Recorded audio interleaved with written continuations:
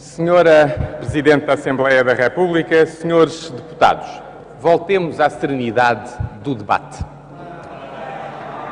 E neste debate, o que debatemos é o Orçamento do Estado retificativo para 2012, cuja apresentação reside na necessidade de contemplar o impacto sobre as contas públicas de diversos fatores sobre os quais não se dispunha de informação até ao final de 2011, o que justifica a sua não inclusão no Orçamento do Estado para 2012. Entre os diversos fatores, ressalta a necessidade de contemplar o impacto da transferência parcial dos fundos de pensões dos bancos para o Estado, ocorrida no final de 2011 e registada ainda no ano passado como receita, e que resultará no pagamento das responsabilidades daí decorrentes numa base anual a partir deste ano. Para além disso, houve a necessidade de refletir nesta alteração orçamental os ajustamentos decorrentes da atualização do cenário macroeconómico, com consequências quer na receita fiscal e contributiva, quer ao nível das prestações sociais.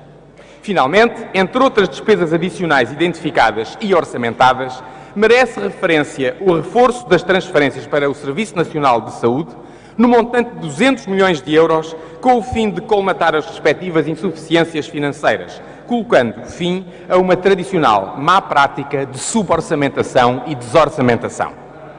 Senhora Presidente, senhores deputados, trata-se, no fundo, de adaptar a realidade orçamental do Estado português às várias alterações ocorridas nos últimos meses, férteis em acontecimentos que o orçamento inicial para 2012 não contemplava. Uma realidade que as várias medidas de consolidação orçamental decididas pelo Governo para serem aplicadas neste ano, na sua maioria do lado da despesa, como deve acontecer, tentam tornar diferente do histórico que Portugal apresenta nesta matéria. E que histórico é esse? Terá passado despercebido a muitos, mas ao mesmo tempo que este orçamento retificativo era apresentado no final de março, o INE divulgou, com o habitual procedimento dos déficits excessivos, uma revisão completa das contas das administrações públicas entre 1995 e 2011. Isto é, a realidade orçamental portuguesa dos últimos 17 anos. E da análise dessa realidade, o que ressalta? Vários aspectos interessantes, infelizmente todos eles muito negativos e preocupantes. Nada de que nos devamos orgulhar, senhores deputados. Desde logo, sabe-se agora, à luz desta revisão, que em todos os anos, desde 95, o déficit orçamental foi sempre superior a 3% do PIB. Repito, sempre. Não houve um único ano em que o desequilíbrio das contas públicas tivesse sido inferior ao limite estipulado em 92 no Tratado de Maastricht. Nem na fase de maior crescimento económico, entre 95 e 2000, se conseguiu alguma vez ter um déficit abaixo de 3%. E essa era uma fase em que tudo parecia ir bem, embora, como bem sabemos, tal já não fosse verdade. Daqui ressalta logo que, de acordo com estes dados, Portugal não teria cumprido uma das condições essenciais para aderir à zona euro, como aconteceu em 1999. Mas durante os últimos 17 anos, apesar de o desequilíbrio das contas públicas ter tido sempre uma dimensão considerável, foram raros os anos em que a carga fiscal e contributiva não subiu, ou, por outras palavras, foram raros os anos em que não existiram aumentos de impostos. Uma tendência que não só foi contribuindo para o definhar da economia, como que serviu para acomodar o crescimento da despesa pública, que, descontando os juros da dívida pública, subiu cerca de 9 pontos percentuais do PIB neste período. E se nos referirmos à despesa corrente primária, essa subida é ainda maior, 10 pontos percentuais, de 31% para 41%.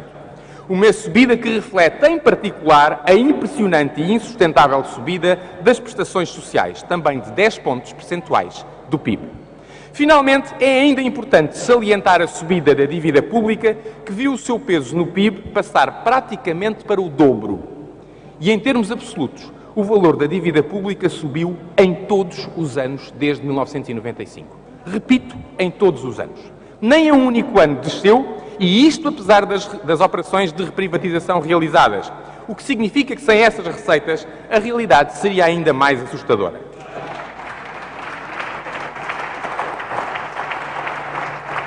Senhora Presidente, senhores deputados, o Estado português tem vivido historicamente, e tal como o país, claramente acima das suas possibilidades, gastando sempre mais do que conseguia arrecadar, mais do que podia e devia, contribuindo e muito para que o país chegasse à situação de ter que solicitar apoio externo por não conseguir financiamento. Estes números provam bem a insustentabilidade vivida nos últimos 17 anos. A trajetória de endividamento galopante não podia ser mantida para sempre, para mais quando se tornou claro que já não conseguiríamos gerar a riqueza que nos permitiria sequer pagar o serviço desse endividamento, isto é, os juros. É, pois, preciso mesmo mudar de vida.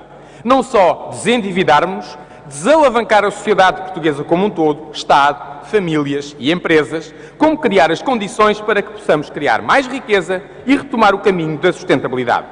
É exatamente isso que se pretende através do Programa de Assistência Económica e Financeira que estamos a cumprir. Um processo de ajustamento difícil, duro e exigente, que, como os números e a realidade a que atrás fiz referência confirmam, há muito tempo que deviam ter sido realizados. Certamente, então, com muito menos sacrifício e menos dor. Mas atenção, é um programa no qual estamos a ter resultados positivos, como mostram as avaliações a que Portugal tem sido sujeito, e já foram realizadas 3. E como também mostra a confiança da comunidade internacional refletida na descida dos juros da dívida pública que se vem verificando desde há algumas semanas.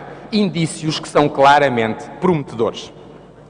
É ainda cedo para que esta melhoria se reflita nas condições económicas e sociais que os portugueses enfrentam, mas a verdade é que só a continuação deste trajeto que tem sido percorrido pode proporcionar esse resultado que todos desejamos.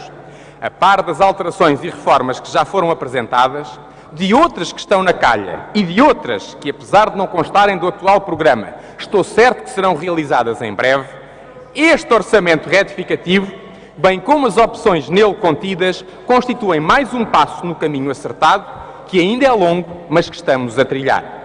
E é por isso, sempre com o pensamento em Portugal e na melhoria de vida sustentável que todos desejamos para os portugueses, que estou certo que este orçamento irá ser aprovado de forma clara e ampla por este Parlamento. Muito obrigado.